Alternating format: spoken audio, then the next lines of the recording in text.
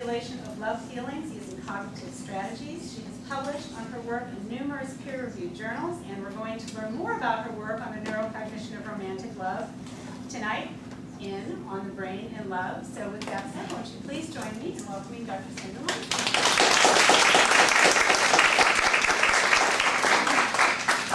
So good evening, everyone. Thank you very much, Rose, for the wonderful introduction, and thank you all for coming tonight. Can everybody hear me okay? Okay, awesome. So I'll be talking about the brain and love. So obviously this presentation will be about romantic love, and I'm sure you all know what I'm talking about if I talk about romantic love, but it's very hard to define. So I will not be able to give you a scientific definition of romantic love tonight. I will say this, that there's a theory, and I do believe that theory, that in humans, romantic love consists of 3 independent systems. And the first of those would be sexual desire, which basically means lust. And for example, that can be ameliorated, so to say, for example, by a one-night stand. Right? People are not too picky when it comes to one-night stands. They would like their partner to look nice, to smell nice, but exactly what that person does, whether they have a good job or not, is not that important. The second system would be infatuation, which is that when you just fell in love, you know, when you're very nervous and nervous around that person, butterflies in your stomach, maybe blushing, you know, that early stage of love, that's what I mean by infatuation. And that, in contrast to sexual desire, is very specific. So you are in love with that one person, and with that one person that is so awesome, right? Not just with someone, with a random person. The third system is attachment, and that sort of grows over time. So infatuation tends to decrease over time. Those butterflies go away, but when people are in a long-term relationship, they may bond very strongly, which is what we call attachment. So attachment is a much calmer state of being, and it's not too specific because people are attached to their beloved, to their partner, their romantic partner, but people are also attached to, for example, their parents, their children, their friends, even to pets, or even like home countries, or maybe a favorite pen or something.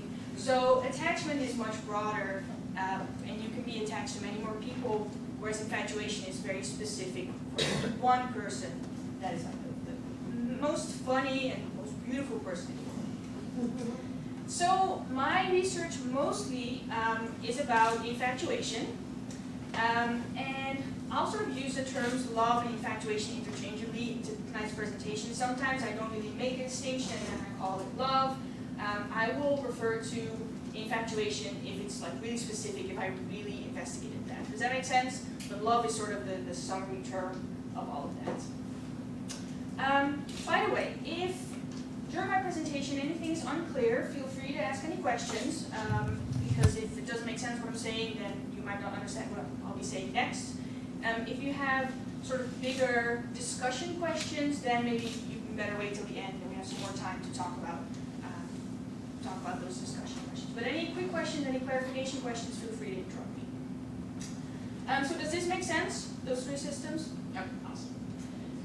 So we do not consider love to be a disorder, right? However, I'm going to argue that people that are in love are kind of crazy. So I do like to talk about the symptoms of romantic love, even though it's not an official disorder. I'm also not saying it should be a disorder, but people show symptoms, right?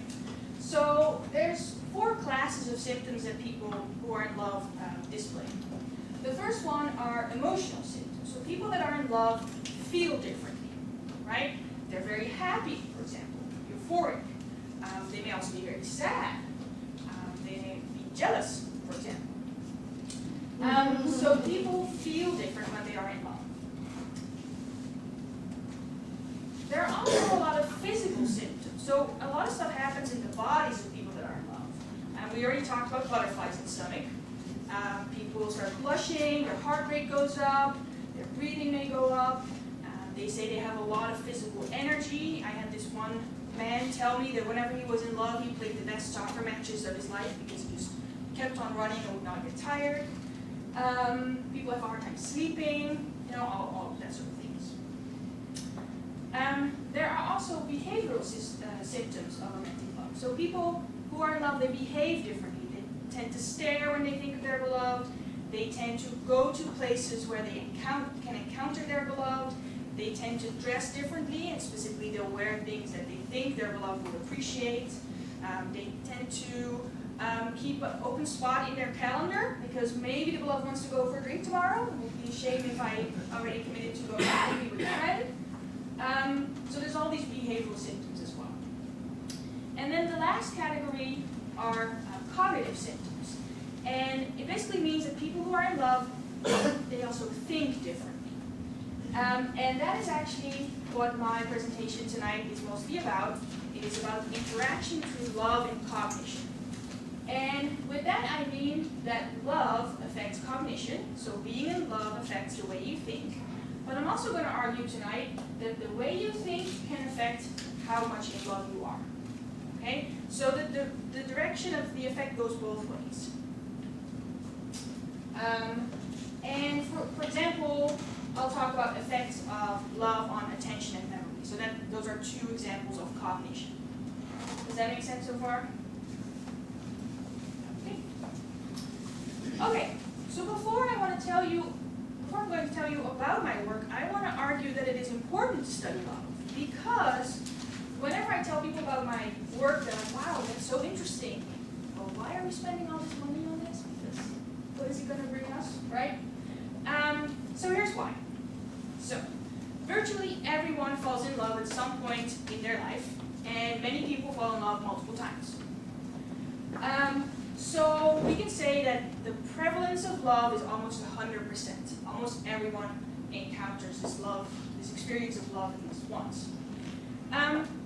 In contrast, mental disorders such as Alzheimer's, depression, schizophrenia, and so on, you only have about a 50 or 46% chance of getting any mental disorder. So it means that roughly half of the population at any point in their life will experience some mental disorders, and the other half will never experience any mental disorder in their life.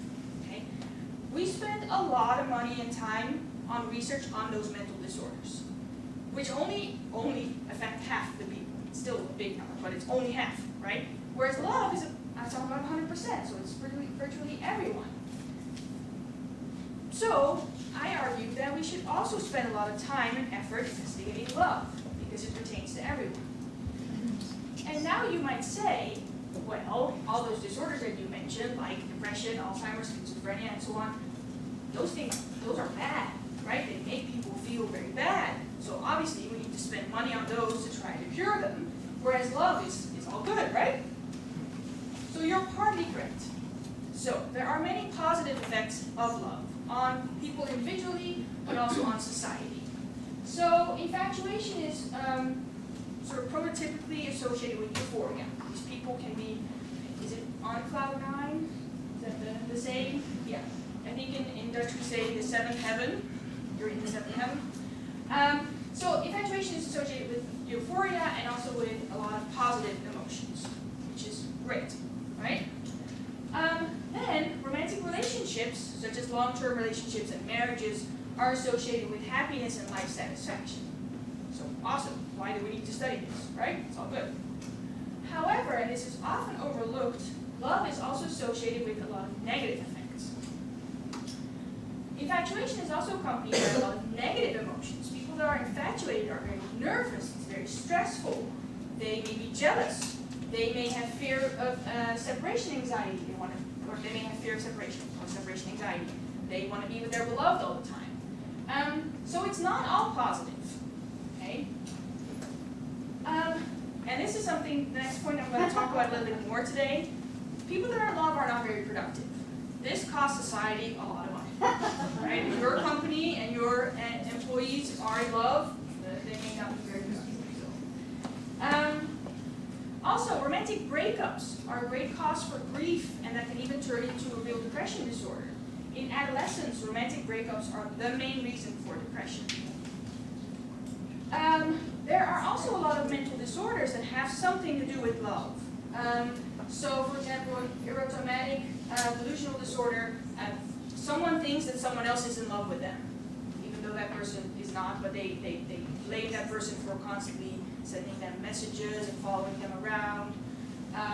There's also jealous delusional disorder, which is often a spouse that is jealous of their spouse, but in a very unhealthy way. So they'll check everything, even though there's no real reason to believe that the other person is cheating on them.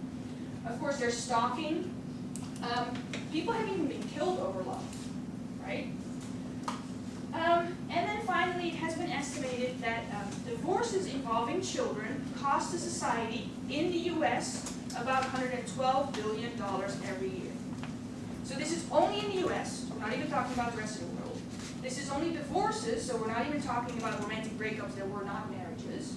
And this is only divorces involving children, so we're not even talking about all those other breakups where there's no children involved. So I hope I convinced you with this slide that yes, love is very positive for individuals and for society, but there's also very negative effects, and we do need to study it. I have one more slide on why it is important to study love, and that has to do with the difference between fundamental or basic and applied research. And you may have heard of this. The goal of fundamental or basic research is to understand fundamental principles of the world around us. And we do this sort of research because we're curious. We just want to know how the world works. Okay? The opposite, sort of, is applied research, which means it's the practical application of science. So this is, for example, the development of medical treatments or commercial products or stuff like that. So it's very easy to see why this applied research, why that's beneficial, right? Why we should put time and money and effort in applied research, because it makes the world a better place, or at the very least it generates a lot of money, right? It's less clear why we should also put time and money and effort in fundamental research. Well, here's why. The applied research is based on the results of fundamental research. Okay? All those medical treatments and commercial products could not have been developed if it weren't for the fundamental research that was done before. Here's my favorite example. Albert Einstein did a lot of fundamental research on relativity theory, like very abstract physical theories, just because he wanted to understand the world, and because he was curious. Okay? An example of applied research is, for example, the development of our GPS systems. Right? Who doesn't have one, or on their cell phone nowadays? Well, the thing is, we could never have designed GPS systems if it wasn't for Einstein's relativity theory. Because the satellites, I'm not a physicist, so I can't tell you the details, but the satellites in the atmosphere, they move at a certain speed, and we need his theory, we need Einstein's theory to correct the signal that these satellites send to our GPS system, because that signal is a little bit different because they move so fast. Okay? So we could not have developed these GPS systems if it weren't for Einstein's theory. However, 100 years ago, Einstein could never have said, okay guys, you need to give me money because I'm going to sit down at my desk and I'm going to come up with this theory that will later on help us design these GPS systems. Right? He had no idea. He had no idea what the applications of his theory would be. He just wanted to understand the world, and now 100 years later, it seems to be very useful what he thought of. Does that make sense? So I am a very fundamental researcher. I like to study the fundamental principles. I'm just curious. I want to understand the world, and I want to understand people. And then hopefully later on, other researchers can use whatever I discovered and apply it and come up with some practical applications of my work. But my work in principle is very fundamental. And I think, well, they're both important. I hope I convinced you that fundamental research is as important as applied research. So ultimately, I think my research may help to enhance those positive effects of love and decrease the negative effects. Okay, so ultimately, I hope that will happen, and that will make people a little bit happier, will make the world sort of better place. Does that make sense? Okay, so let's talk about what I actually did. So my talk today consists of 3 parts. The first one I'm going to show you a few studies that show that love improves attention and memory. And then the second one are a few studies that show that love distracts from other tasks. And then in the third part, I will talk a little bit about how love feelings are controllable or not. So my whole talk is about this interaction between love and cognition. Okay, so we're going to start with the first part. Okay. So this is my very first study on romantic love. I had a group of people that were in love, and they supplied pictures of their beloved and their friend, like passport-like pictures, just the face. And I looked at their brain activation when they looked at these pictures, and just to see how the brain responds differently to a picture of your beloved than to a picture of your friend. And I used a friend because I wanted to control for, that's a scientific term, I wanted to control for what the brain does when it sees someone it knows or when it sees someone it likes.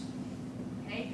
So by using the picture of the beloved and the picture of the friend, if I look at the difference in brain activation between the two, presumably, you can argue that that may not be the case, but presumably the difference reflects love, because you know both people, you like both people, but you're in love with your beloved and you're not in love with your friend. Okay, so the difference between the two, you just get love. Okay. Now also, I included a beautiful stranger because people maybe people's beloveds are more attractive than people's friends, right? So that could be another explanation of any difference in brain activation between the two. So I thought I'd add a beautiful stranger to sort of control for. Now here are the pictures of those beautiful strangers. These pictures were made by different researchers, and you may have heard that whenever you average faces, so you take a bunch of pictures of faces and you average it using a computer, you end up with a more attractive face, right? Well, that's true, but what these researchers did, they took a bunch of pictures of people that were deemed eligible to become models. So these were all very attractive people already, and then they averaged those pictures to come up with sort of the super attractive person. Okay? So these are computer-generated images of a very attractive female, very attractive male. They look almost identical. Yes. They have a very smooth skin, for example. That's one characteristic. But the jaw, for example, is different. The ideal in men is a more like square jaw than for women.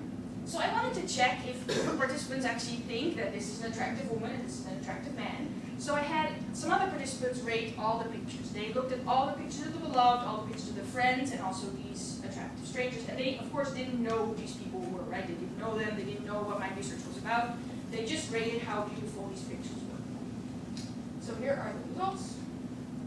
So on a scale of 1 to 9, where 1 is not attractive at all and 9 is super attractive, the beloved and friends were sort of average, which makes sense because these were average people. And this stranger was significantly more attractive, as deemed by the participants. So great. People in general think that these people are really attractive. I asked the same question to my participants that supplied these pictures. So they were the ones that were in love. I asked them to rate how beautiful is your beloved, how beautiful is your friend, how beautiful is this stranger. Well, here's what happened. So on a scale of 1 to 9, they thought their beloved, this is 8.2 or something, their beloved was as attractive as can be. Okay?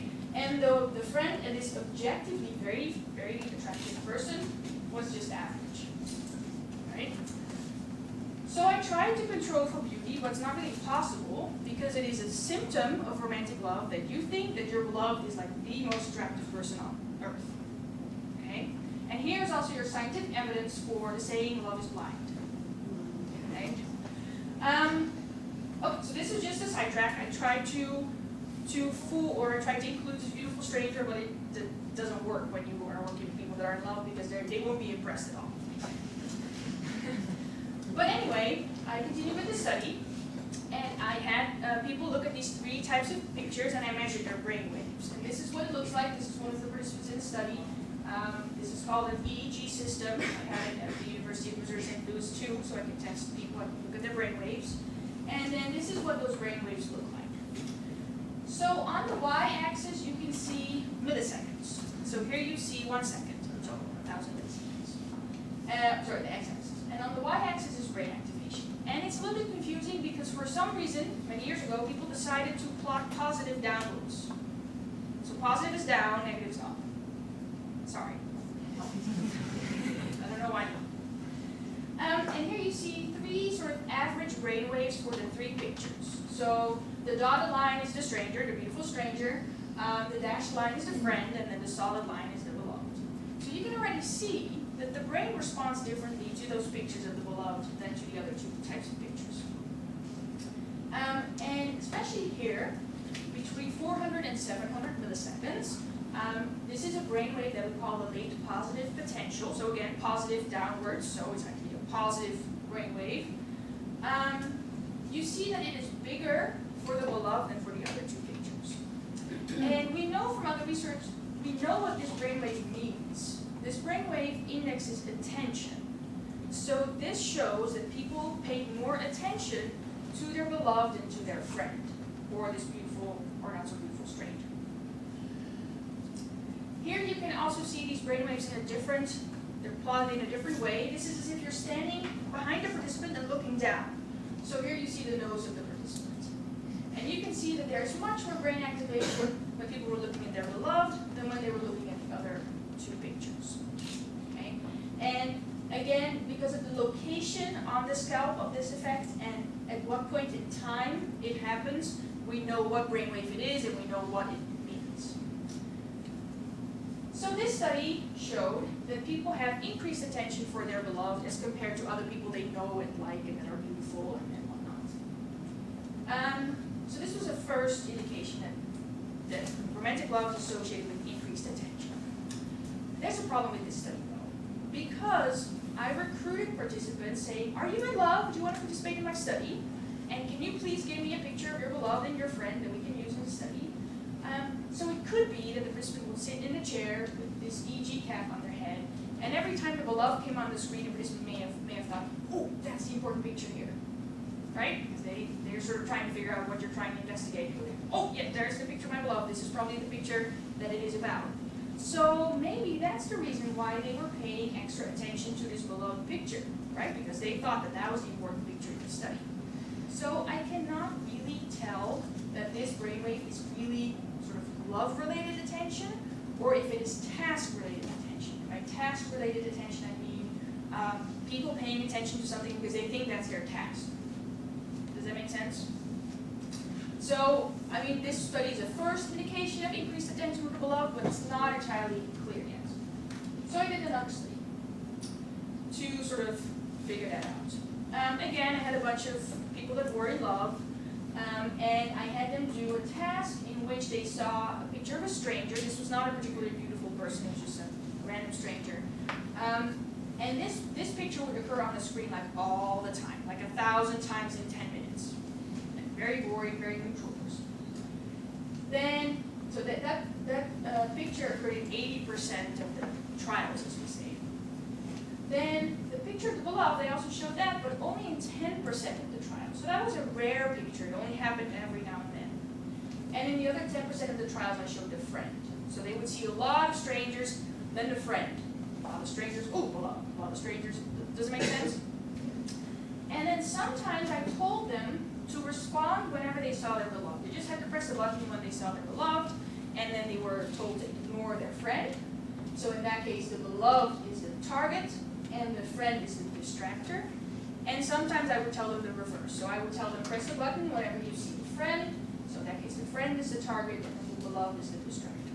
Does that make sense? Kind of a complicated task. It's actually very easy to do, but if I explain it like this, maybe a little bit hard. Okay, so I looked at reaction times. People were faster to press that button to respond to their beloved than to their friend. And again, this is a very easy task. These pictures were on the screen. You could easily see them. There was like a few seconds in between the pictures. It's very easy. Just press a button whenever you see your beloved. But people were faster to do that when it was their beloved than when it was their friend. Also, people had trouble not pressing a button for their beloved when they were told to ignore their beloved. So they were told, press a button whenever you see your friend and don't do anything whenever you see your beloved, and they just kept pressing that button whenever their beloved, even though they were told not to. Okay? So this sort of indicates, like, whenever you see your beloved on the screen, you're faster, you really want to respond, you don't want to ignore this person.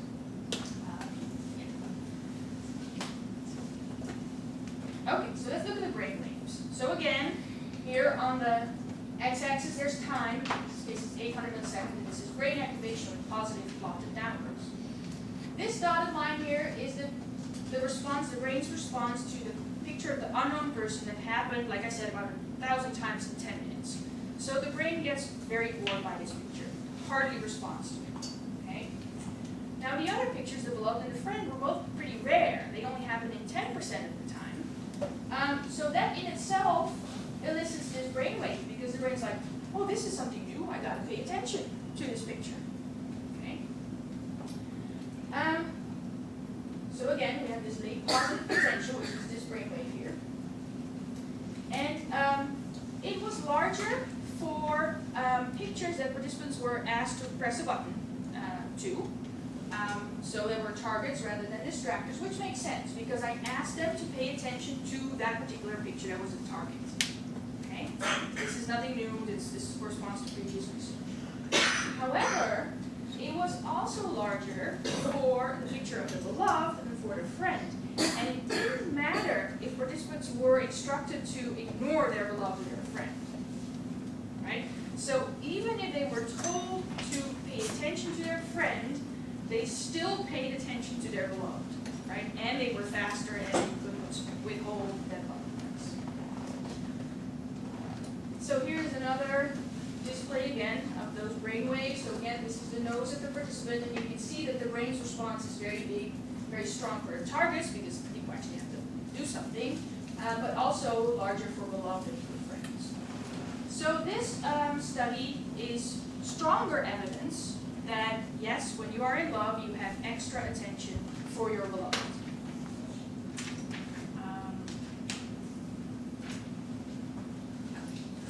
So does this make sense, these two studies? Questions at this point? Yes.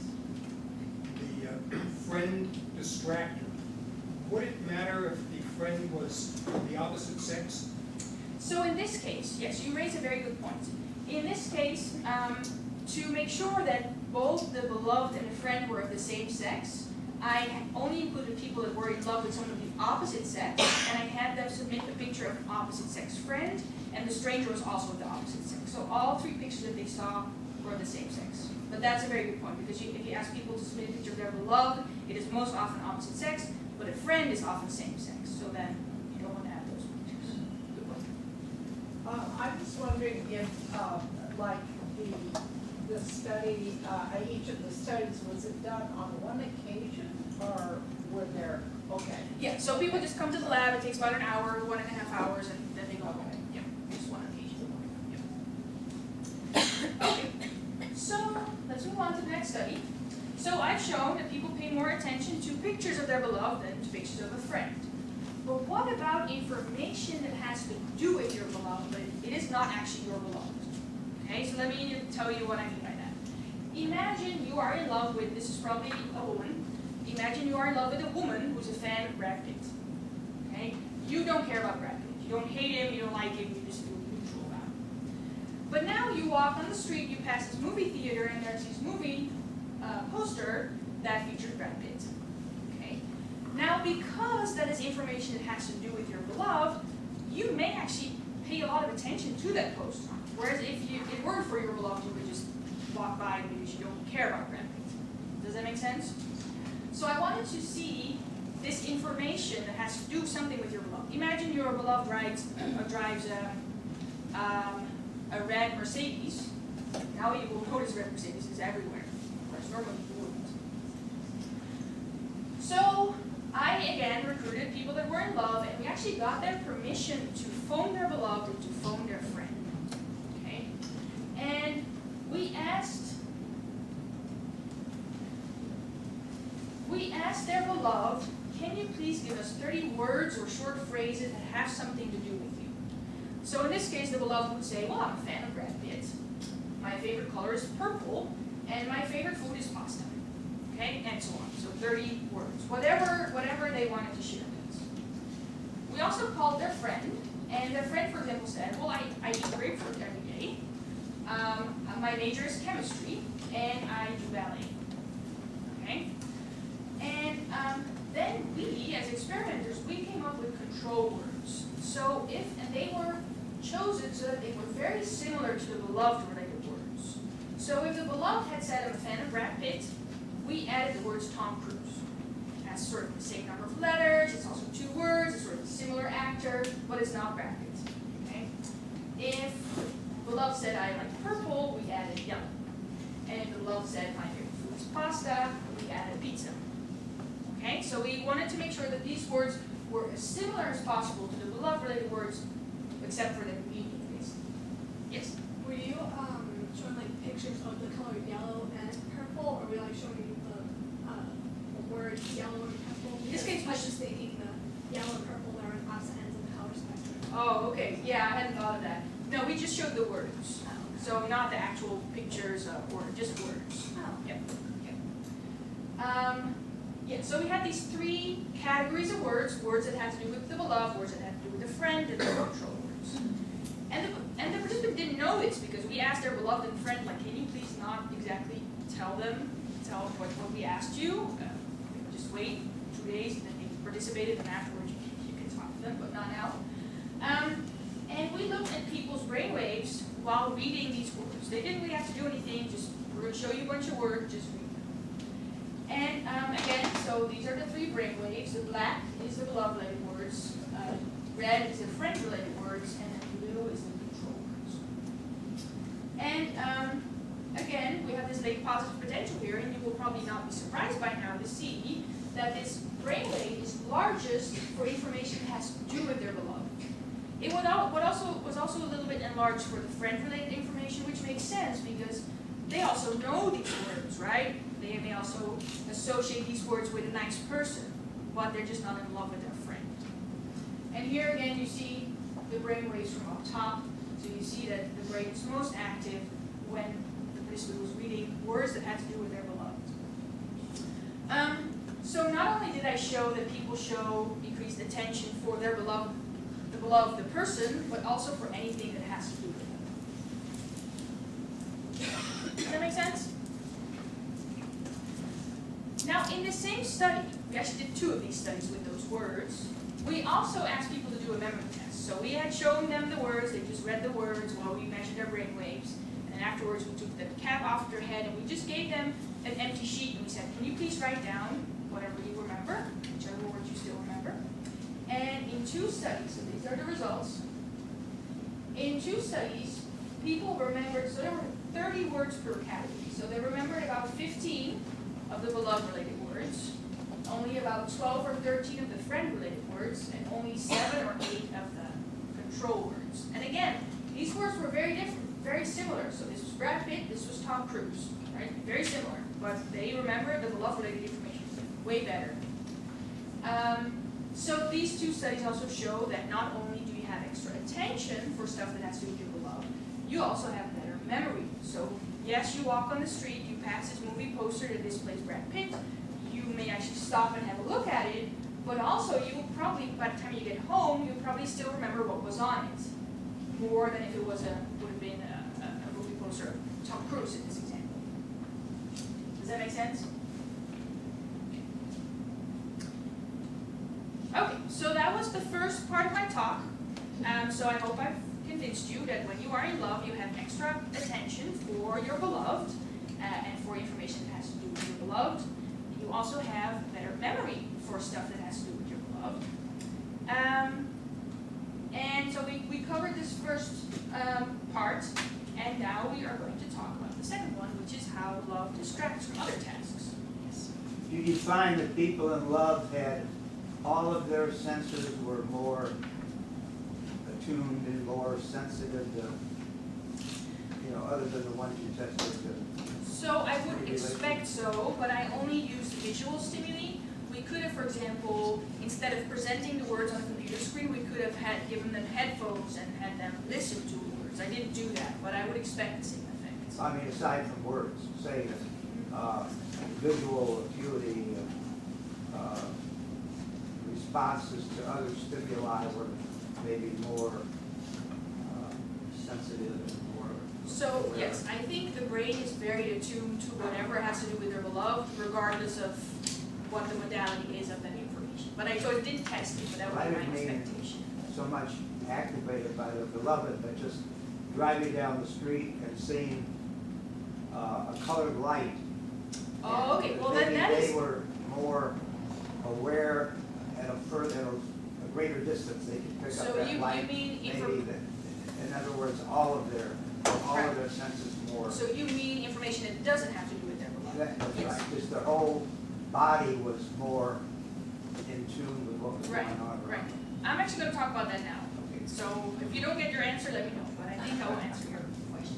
So we were talking about how love affects cognition, how it affects attention and memory, and now I'm gonna talk about how it distracts from other tasks, and so I'm still talking about how love affects cognition, okay? So, I just told you that the brain really processes all this information that has to do with your beloved very, very strong, okay? So the brain is very busy with that information. Also, in one study, I asked participants who were in love, I asked them, so how much of your waking hours do you spend thinking of your beloved? On average, they said 65%. It was just a line, they had to place a little tick mark, and then I would measure the distance. So it was about 65%. The person with the highest was 93%. So this person said, about 93% of my waking hours I'm thinking about my beloved. Okay, that's a lot of time spent thinking about this one person. How many people? This is 20 people. Point. Yeah. Yeah. So I want to argue this has to come at a cost, right? These people, their brain is thinking about the beloved all the time, which means the brain is not thinking about other stuff they should be thinking about, such as their work or their homework or other tasks. Also, I designed a questionnaire to measure love, and people that are infatuated tend to endorse statements like, I stare into the distance while I think of their beloved. My thoughts about my beloved make it difficult for me to concentrate on something else, and I have a hard time sleeping because I'm thinking of my beloved. Okay, so this is not good, right? They may be happy, but it's not good for the rest of the world that they're so absent-minded. So we did 2 studies to actually examine this. And the first study had 2 tasks. Psychology students may know these tasks, Blanker and Stroop tasks, but the rest of you might not. So I figured I'm going to let you do those tasks today. Okay? So please work with me. I'm going to show you. Oh, hold on. So I'm going to show you. I'm going to flash 3 words at you. Those 3 words are all names of colors. Okay? And I would like you to say out loud, yes, out loud, the middle word. Just read the middle word to me, okay? No hesitation, you gotta be quick because I'm gonna flash it real briefly. Okay, ready? Just the middle word. Green. Awesome. Let's do it again. Orange. Awesome. Let's do it again. Brown. So, was that harder? That was a little harder because it was not 3 of the same words, but now we had a middle word that was flanked and splanker task by 2 other words. Okay? So that was one of the tasks that the participants were doing. They were doing this for like a couple minutes. Okay, so now the second task. Again, I'm going to show you a color word, but this time it's not in black. Okay, it's not written in black, but it's going to be written in a different color. So I want you not to read the word to me, I want you to tell me what the color of the ink is in which the word is presented. Okay, so color of the ink. Are we ready? Here we go. Red. Orange. Red. Let's do it again. Blue. Blue, not purple. Let's do it again.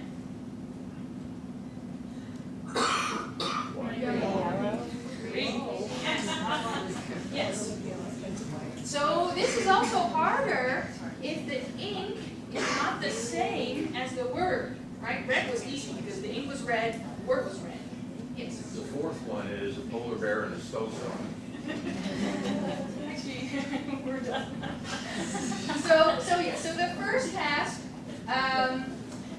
The first task is called a flanker task, so there's 3 words, and sometimes all the 3 words are the same, and sometimes the middle word is different. And people are instructed to report this middle word.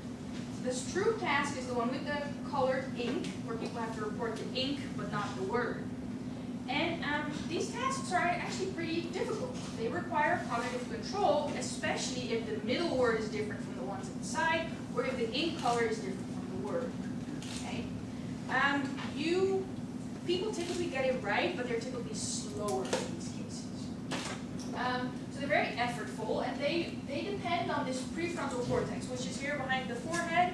This is the brain region that you need to do those tasks that are pretty hard. Okay?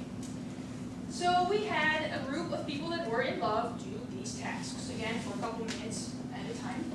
And it was shown that the higher they scored on the questionnaire that measured how in love they were, the worse they performed on these tasks. Okay, so the more in love someone was, the less cognitive control they had.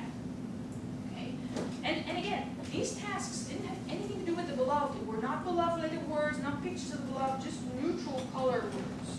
Okay, but the more in love this person was, the slower they were when they had to do these hard tasks. So this shows that being in love distracts you from other things that you should be doing. Right? Does that make sense?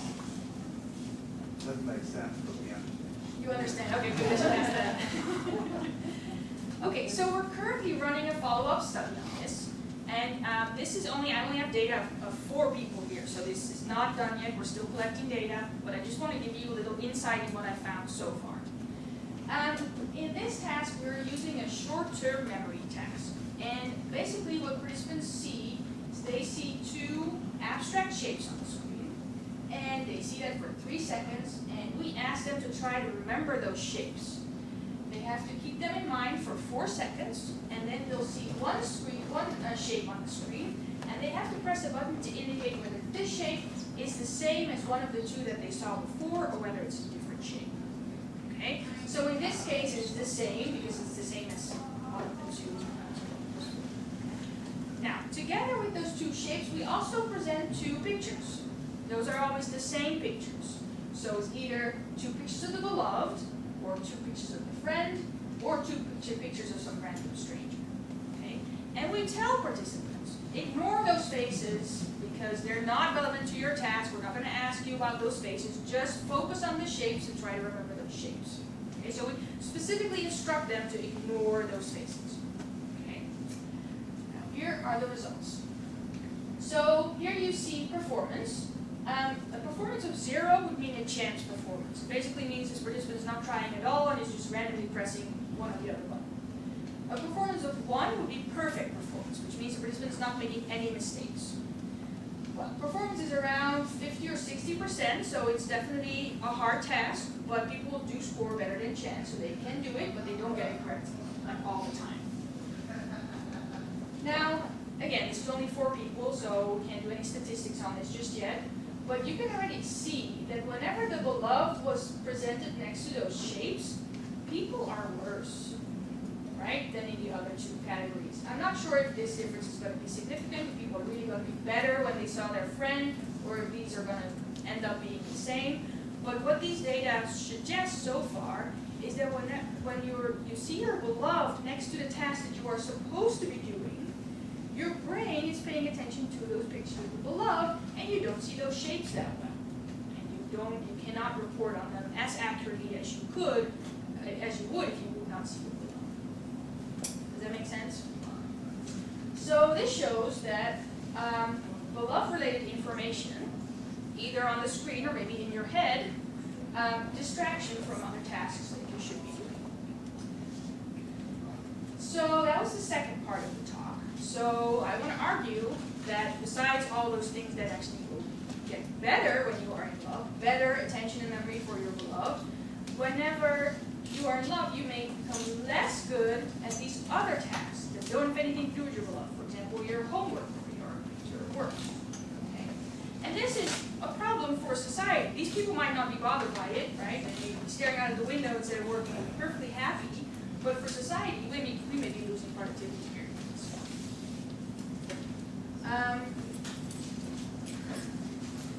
Okay, so we talked about the first one, love improves attention memory. We talked about the second one, love distracts from other tasks. Now I would like to talk about whether love feelings are controlled. So now we're switching gears. Now we're going to talk about how cognition may affect love. Okay? Okay, so in fairy tales, people fall in love and live happily ever after. But we all know in real life, love is more complicated. Love may be unreciprocated. So you may be in love with someone who does not love you back, or who doesn't love you back anymore. The person may have broken up with you. Love feelings may be forbidden. So you may fall in love with your boss or your student, someone you're not supposed to date.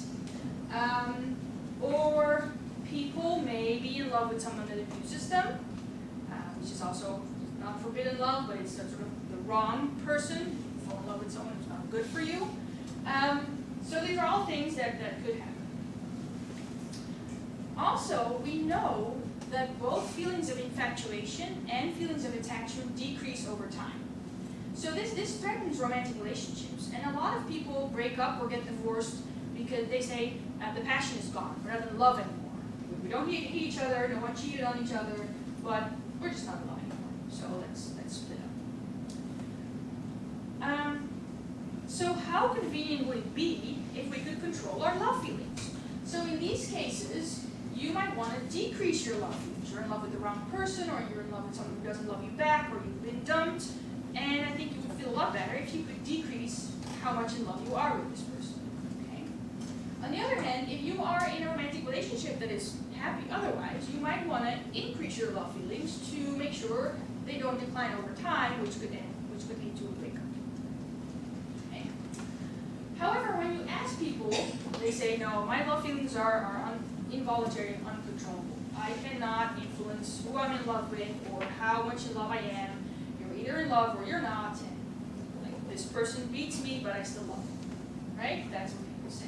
So that's kind of a problem. People feel that they cannot control their love feelings, even though it would be very beneficial to be able to do it. So what about a love pill? Right? That'd be easy. You just pop a pill and maybe you become less in love or more in love, depending on what you want, which pill you take, and that could solve a lot of problems. So let me tell you about the current state of the research and see if it would be feasible to develop such a love pill. So now I'm going to talk about neurotransmitters. And neurotransmitters are little molecules in our brain that make different brain cells communicate to each other. And you may have heard of these neurotransmitters. And one of them that has been hypothesized to be involved in love is dopamine. And you may know this neurotransmitter because it has to do with reward, it has to do with motivation, it has to do with drug addiction. So basically, when you eat something that you like a lot, or when you have sex, or when you drink alcohol, or smoke a cigarette, or when you use other drugs, you get a lot of dopamine. And that feels good. So that's why we want to do those things. Okay? And people have said, well, we like being with our beloved. People are sort of addicted to their beloved, if you will. So maybe dopamine plays a role in love. Now we have some evidence that that's indeed the case. So we have some brain imaging studies that show that whenever people look at a picture of their beloved compared again to a picture of a friend, that dopaminergic brain areas are more active. Now that's a very complicated word. It basically means that areas where there's a lot of dopamine, we know that those are rich in dopamine, or we know that they even produce dopamine.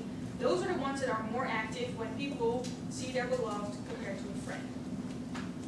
This is such a picture. So this is sort of a slice of a brain in this direction, right here. And right in the middle, the top of the brainstem, which is sort of the end of your spinal cord, is a region called the ventral tegmental area, or VTA. And that is more active when you look at your beloved than when you look at a friend. And the VTA produces dopamine. Okay. Now there's one other study that showed that when people look at their beloved, more dopamine is released in the brain. Okay. So there's this evidence that dopamine, yes, may play a role in love, in infatuation. However, there are a few problems if we want to use this information to think about a love pill. For example, this is the only study, to my knowledge, that actually measured dopamine levels, and that is also kind of hard in healthy human volunteers. We usually use undergraduate psychology students. We cannot just open their brain and look at dopamine levels. So these things are usually studied in animals, but then are animals infatuated? I don't know. So that's also hard to study in animals. So in humans, it's kind of hard to study actual dopamine levels. And these studies that show that love activates the dopaminergic brain areas do not actually really prove that dopamine is released. So we don't actually know for sure if dopamine is released. Also, if you're talking about a love pill, you actually want to see if people that are currently in love have more dopamine than people that are not in love. But that's not what studies have examined. They have looked at people that are in love, and they have compared looking at a love versus looking at a friend. But even when you're looking at your friend, you're still in love, right? So when we talk about love pills, we want to compare people that are in love versus people that are not in love. And that, to my knowledge, has not been done yet. Also, even if we would know that, yes, love is associated with high dopamine levels, we would still have to examine whether increasing dopamine levels actually increases feelings of love, or whether decreasing dopamine levels actually decreases feelings of love, right? That is the connection the other way. Does taking a pill that does something to your dopamine actually change how you feel? We don't know that. There's no studies that have looked at that. And then finally, there's only a handful of neurotransmitters. So we don't have a love neurotransmitter and a memory neurotransmitter and so on. So one neurotransmitter does a lot of different things. So dopamine, yes, is involved in reward and motivation and addiction, but it's also involved in cognition and even in moving around, right? So even if you have a pill that does something to dopamine, that does something to your love feelings, it may also do other things to you that you might not want, okay? There's one, I don't know if you know about this, but there's a medication for Parkinson's disease that increases dopamine levels, so this helps against Parkinson's symptoms. But some people that take this drug actually become very addicted to gambling, up to a point where they actually gamble their whole house, all of their savings, their house is gone. So this is obviously a very severe side effect that you do not want, right? Okay, so let's look at a different neurotransmitter. Maybe dopamine is not the way to go. Let's look at serotonin. That has also been implicated in love. But actually, it would be decreased. So dopamine would be higher in people that are in love, whereas serotonin would actually be lower. Now let me tell you why people have proposed this. You may have heard of obsessive compulsive disorder. These are people that wash their hands all the time because they're afraid that they will contaminate, they'll get sick if they don't. Or they'll keep checking whether they turned off the gas or turned off the lights. And if you prescribe, this is a difficult word, selective serotonin reuptake inhibitors, or SSRIs, to these people, they actually feel better. Okay? Prozac, I'm sure you've heard of that, is an example of an SSRI. Okay? So, these drugs increase the amount of serotonin in the brain. So maybe these people had not enough serotonin to start with, and then giving them, making sure they get more serotonin relieves their symptoms. So maybe their symptoms were caused by a low level of serotonin. And these people have obsessions, right? Just like people that are in love are obsessed with their beloved, like I've shown you before. They think about their beloved all day. Okay? So maybe people that are in love also have this low level of serotonin. Okay? Does that reasoning make sense? Because now I'm going to tell you why it's not correct. I always compare to this example of headache and aspirin. You have a headache, you take an aspirin. It works. Your headache is gone. It does not mean that your headache was caused by a low level of aspirin. Okay? So if something helps against some symptom, it doesn't mean that a shortage of that something caused the symptom. Does that make sense? Okay. Which is something to really keep in mind. But okay, it's still a nice hypothesis that maybe serotonin, low levels of serotonin, are involved in love. So I did a study to test that anyway. I thought this reasoning does not make a whole lot of sense, but let's just test it scientifically. So I had two groups of participants, a group that was in love and a group that was not in love, and I tested their serotonin levels in their blood. So we drew blood and we just analyzed the serotonin level. okay, so I didn't measure their serotonin levels in their brain, right? Again, because that's kind of hard in healthy volunteers, the psychology students. So sort of the blood was sort of the closest thing I could get. And in men, yes, I found that men that were currently in love had lower serotonin levels in their blood than men that were not in love. Awesome, this totally corresponds with this hypothesis. However, in women it was the exact opposite. So in women, the women that were in love had higher levels of serotonin than the women that were not in love, which is kind of a problem for this hypothesis.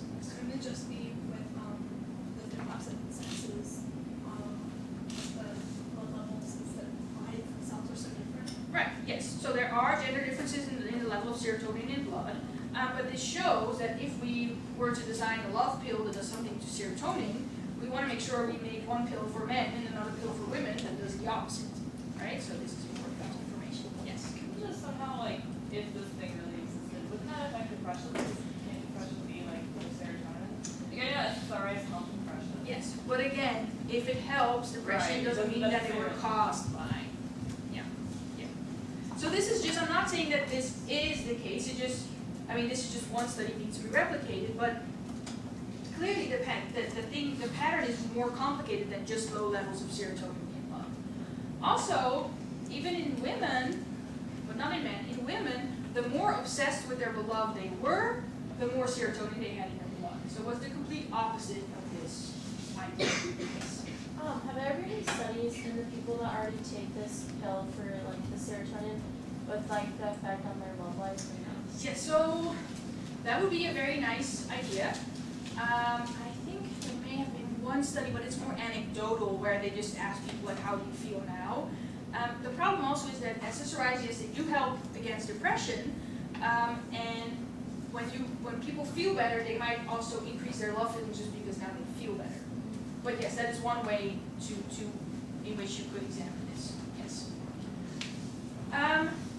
So the problem so far with the research on serotonin and love is that there are inconsistent findings, right? With, for example, my gender difference.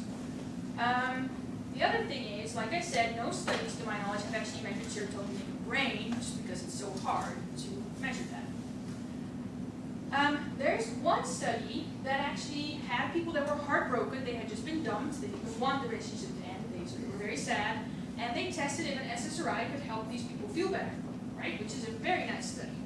However, I honestly don't understand how this study got published because it was not methodologically sound, and I'll tell you why. Here's what they did. They had this group of people that were very sad because they were dumped by their beloved, and they came into the office, they filled out some questionnaire on how they felt, and sure enough, these people felt very bad, okay? Then they gave them a box of pills, and they said, these are SSRIs, and we believe that these pills may help you feel better. So why don't you try this for a few weeks, and then come back in a few weeks and tell us how you feel.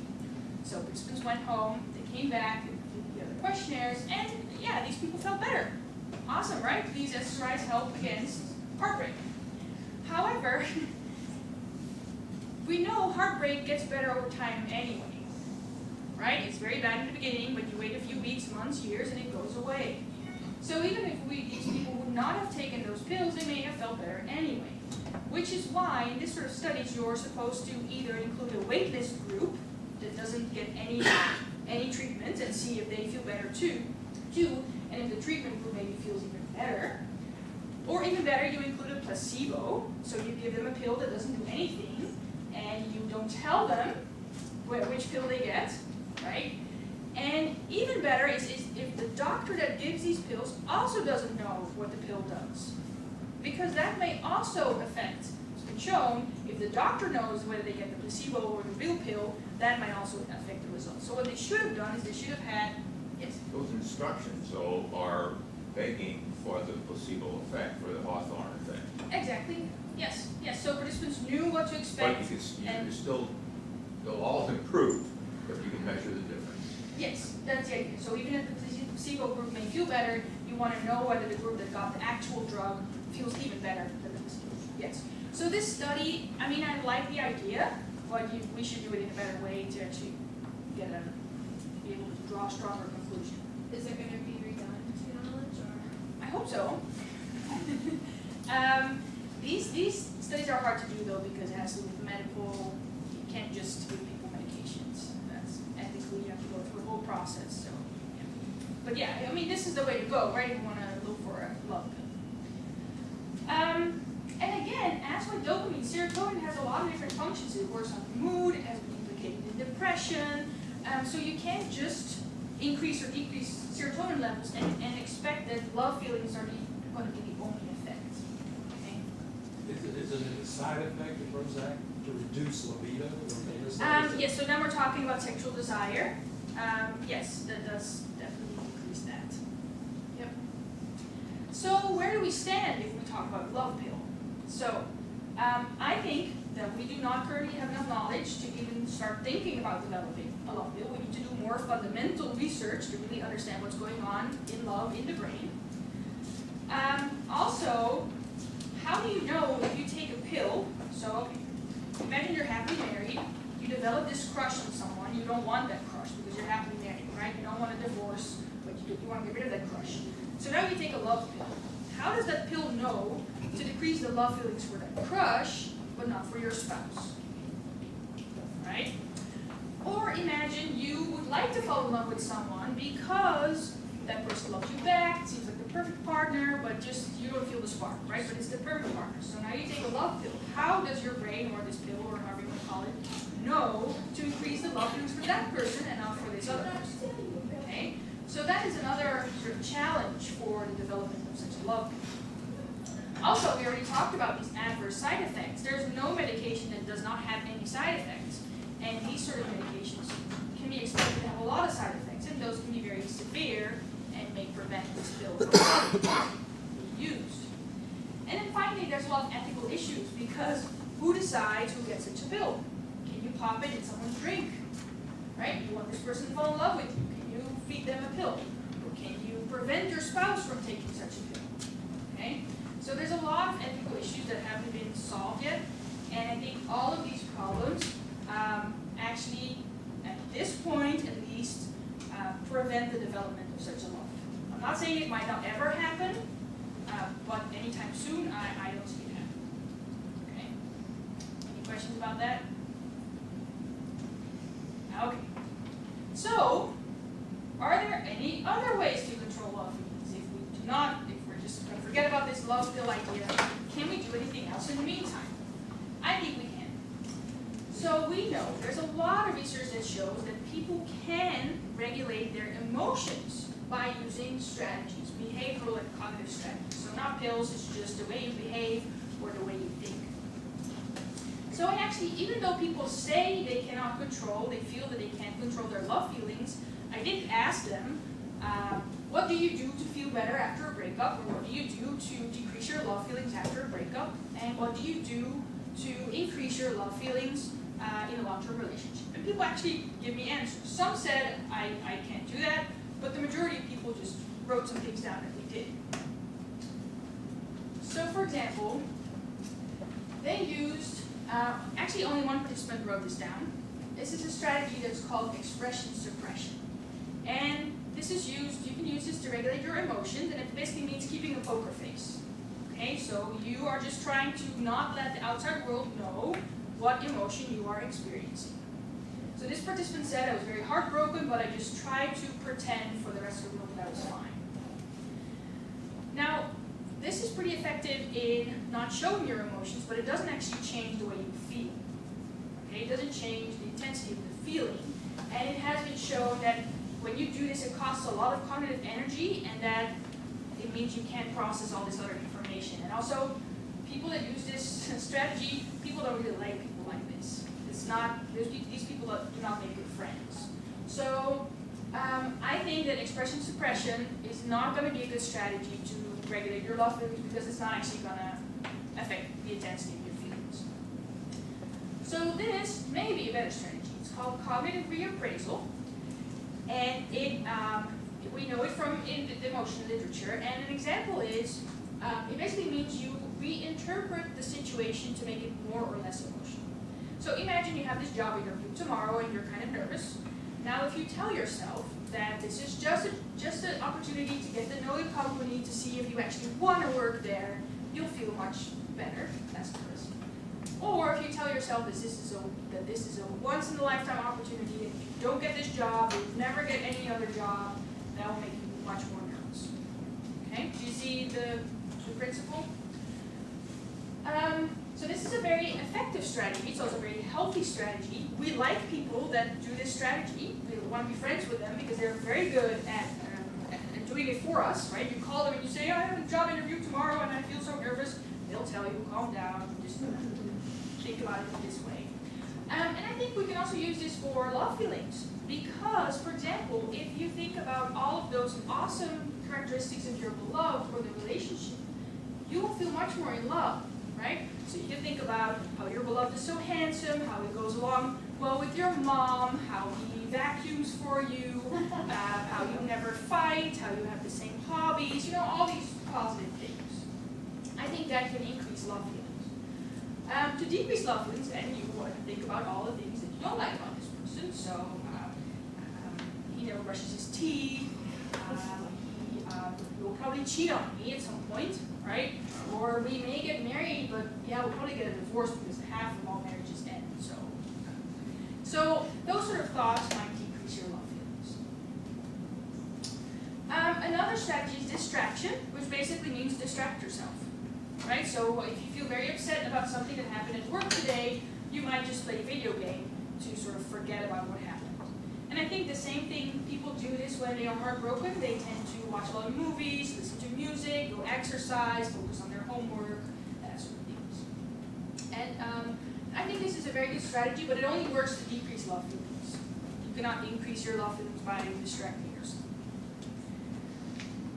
Another one is avoidance. People also do this. So after someone broke up with you, you want to delete all of the pictures, all of the contact details. You want to block that person on Facebook. You want to make sure you don't go places where you can run into this person. You don't ever want to talk to him about this person again. You don't want your friends to ever mention this person again, right? Just pretend this person doesn't exist. This may